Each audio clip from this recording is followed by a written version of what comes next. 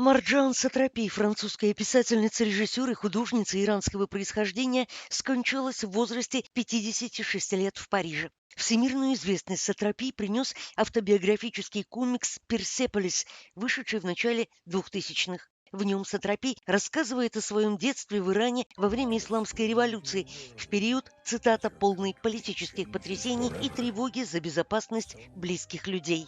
Спустя несколько лет по этому графическому роману был снят полнометражный анимационный фильм. Картина получила ряд наград, в том числе приз жюри Каннского фестиваля. Родившаяся в Иране, Сатрапи переехала во Францию в середине 90-х. Она была одним из самых активных критиков иранского режима и борцом за свободу слова.